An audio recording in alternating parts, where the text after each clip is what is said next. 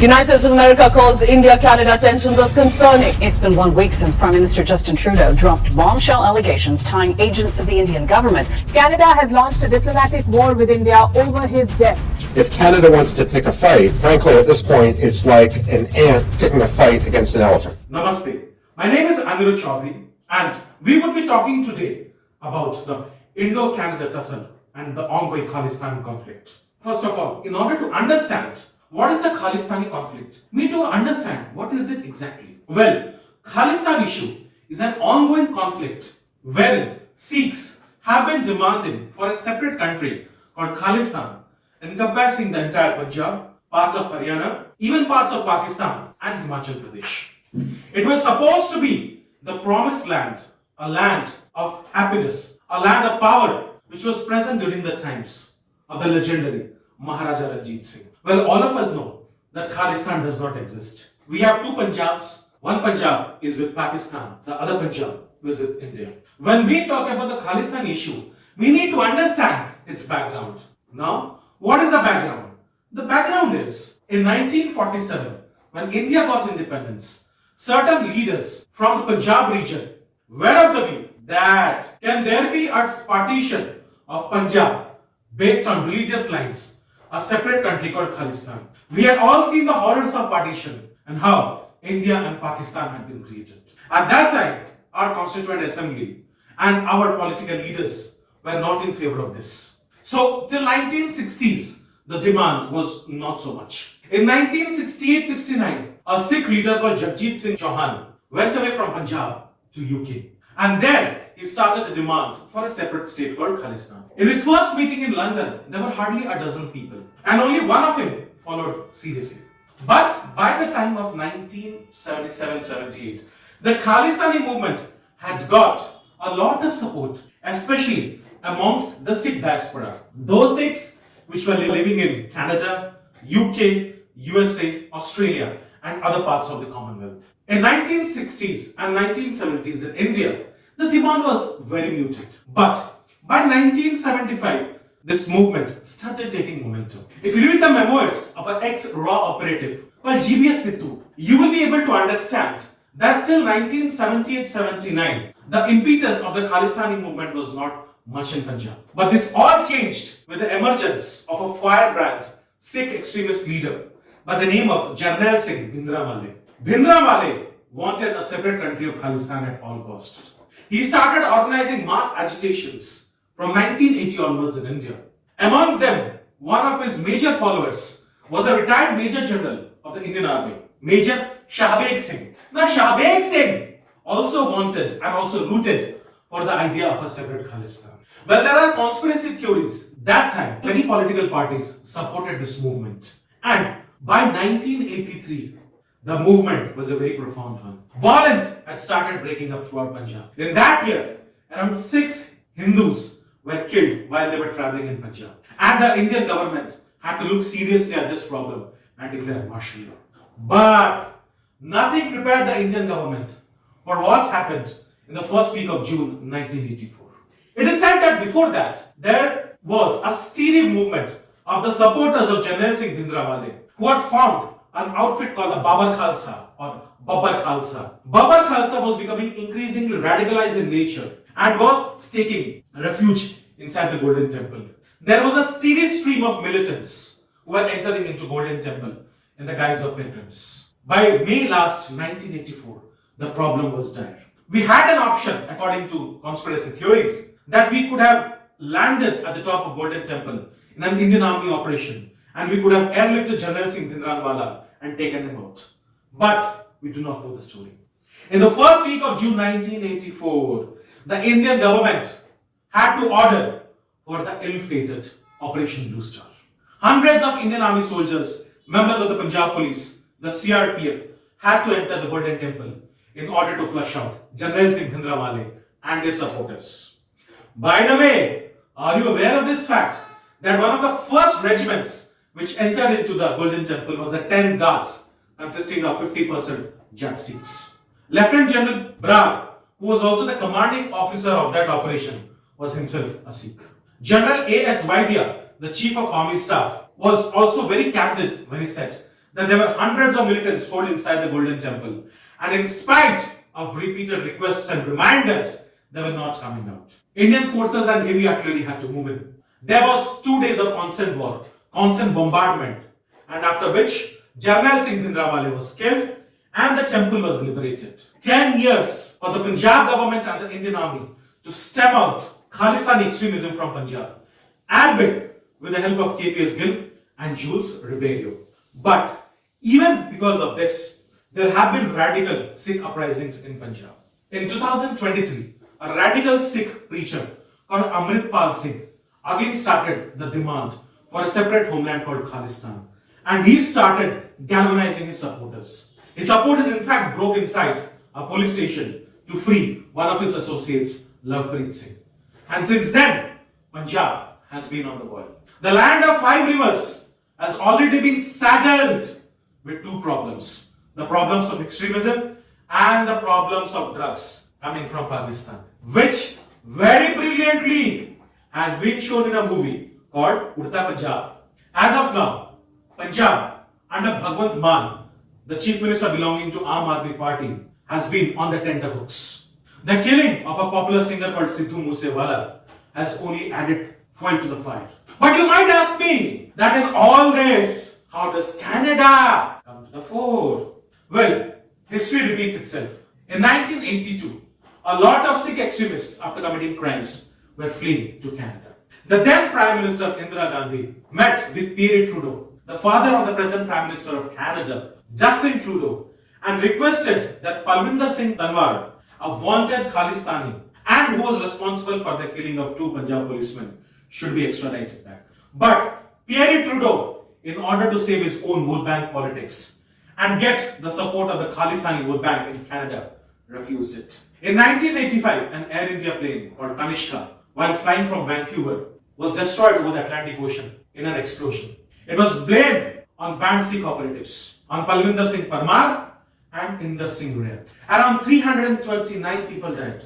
And by the way, friends, most of them were Canadians. It was the deadliest act of aviation disaster until 9/11 and the costliest investigation in Canadian history. Inder Singh Rayat, after a long procedure, was punished. But when Justin Trudeau came to power in 2015, he was set free in February 2016. In fact, the problem starts from there.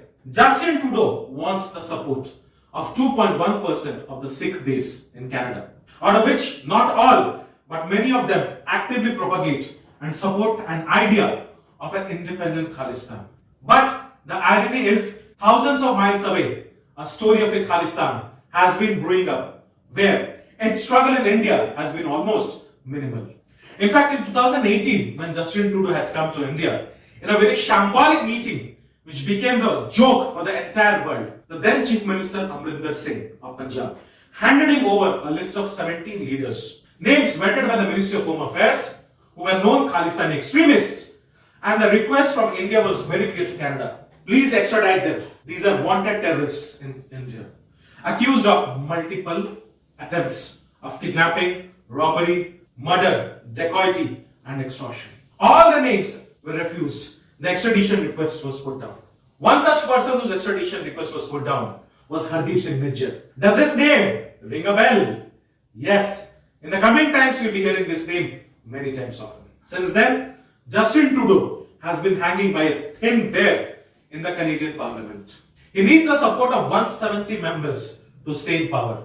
His party, the Liberals, have 150 MPs. The rest are being given or are being supported by a party whose leader is another known Khalistani sympathizer called Jagmeet Singh. It is because of this vote bank and because of this appeasement politics that Justin Trudeau has not taken any action against the Khalistani leadership. In spite of the repeated requests of the Indian government to hand over known Khalistani extremists, the Canadian government hasn't done anything. Matters came to flare in June 2023 when Hardeep Singh Nijjar, a known member of the Khalistan Tiger Force, was killed outside a Gurudwara in Surrey, British Columbia and Canada. And then stories started to abound that he was killed by 2 members. Very recently after G20 summit, where it was an international embarrassment for Canada, And all of you know that his plane broke down for 2 days. And yes, Prime Minister Narendra Modi gave a very strong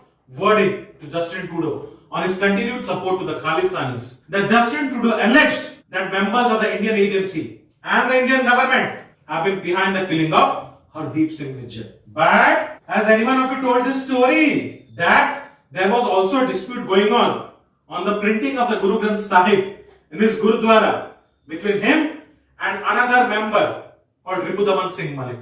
A lot of media people have been saying that this is a gang war. The Group of Five, which is an intelligence sharing unit between USA, Canada, UK, New Zealand and Australia, have recently stated that they had shared intel about the killing of Hardeep Singh Nijjar. Well, it was America who had given such intel bound under the provisions of the Vienna Convention on Diplomatic Protection to ensure the safety of Indian diplomats in Canada. Friends, the provisions of Vienna Convention have been borrowed from both customary international law and treaty law. Both India and Canada are members of the Vienna Convention. But unfortunately, in the lust for power, Justin Trudeau and his government has forgotten their prima facie duty under international law. There has also been a growing fear of violence between different Sikhs gang. Around 3 to 4 days back, a known Khalistani sympathizer and gangster, Sukhdev Duniki, also known as Sukha, was killed in a gang war.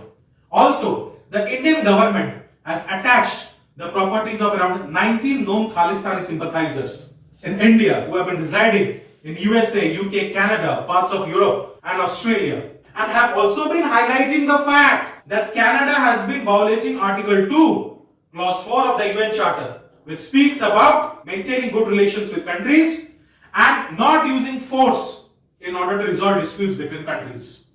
Now, my students might ask me, sir, how has force been used here? Well, there are credible reports to suggest that Hardeep Singh Nijjar was a Canadian agent working to destabilize India. He was running camps in Canada, radicalizing and brainwashing Sikhs of Canadian origin to join his fight, albeit with the knowledge and perhaps the support of the Canadian government. So don't you think, friends, that Canada is slowly becoming the Pakistan of North America? But please do remember that if you have snakes in your backyard and you expect that they will bite only your neighbors, then you are wrong. One day the chickens will come home to roost, and that is the day when Canada will actually face the wrath of its homegrown extremism. Canada is already facing a lot of multiple challenges with stagnating economic growth, an economic downfall brought about by post-COVID effects, a deteriorating law and order. The last thing it needs is a deteriorating law and order situation with India. You would have seen, friends, that whenever the father and son figure of Thierry Trudeau and Justin Trudeau have been power, Indo-Canada relations have always been at their ebb. At other times, the relationships have been always good. Here we need to understand the fact that in today's world, in today's highly globalized world, where the FATF, the Financial Action Task Force, the prime body which fights terrorism and financing of terrorism throughout the world, facts cannot be hidden. And you will also understand that Canada has been supporting state-sponsored terrorism, but for their own benefits. The time, therefore, is ripe for the Canadian government to realize that an eye for an eye and a tooth for a tooth will make the entire world blind. Also, I do not understand that what does Canada have to do with the formation of a separate homeland called Khalistan, which is thousands of miles away from the Canadian territory. And please tell me, friends, if India would have supported such a movement of the Red Indians to form a separate country in Canada, would the Canadian government take it lightly? Absolutely no. Then the so-called global north would have raised their voice against the new imperialistic attitudes of the Indian government. Then why this differentiation now? I know that this problem is something which will not have a solution in one day. But then there are certain radical solutions which the Canadian government has to implement right now. First, cutting off support to the Khalistani agencies. Second, cutting down the support to anti-India rhetoric. Third, clamping down upon the Khalistani gangs who have been creating menace in Canada. Fourth, ensuring the protection of the Indian High Commission and Indian consular staff. Fifth, kickstarting the Indo-Canada free trade policy. Sixth, ensuring that Canada comes out firmly against terrorism. And seventh, to have bilateral talks with India and confidence building measures. See, I will tell you one thing, that today countries are dependent upon each other. Trade and commerce is the answer. Hate only begets hate. Therefore, I would like to conclude by saying that when the Indian and Canadian government are discussing the problem of Khalistan extremism, they must realize one fact, that here is a problem which has been artificially created because of the political high-handedness both in India and in Canada. But now this problem is beginning to sink Canada. Their international support is going down slowly and Canada is soon becoming a haven for anti-social elements. Well, we are nobody to advise or give a lecture to the Canadian government. But I would like to tell one thing, that under the Delhi Declaration, peaceful resolving of disputes and respecting each other's territorial sovereignty was paramount and which must be followed by Canada in utmost good faith. Both the countries must follow the concept of Vasudhaiva Kutumbakam in utmost good spirit. And I believe that in times to come, both of us will be able to weed out the Khalistani problem, menace of drugs, the menace of terrorism, which threatens to destabilize the relations between India and Canada. Vande Mataram, Jai Hind.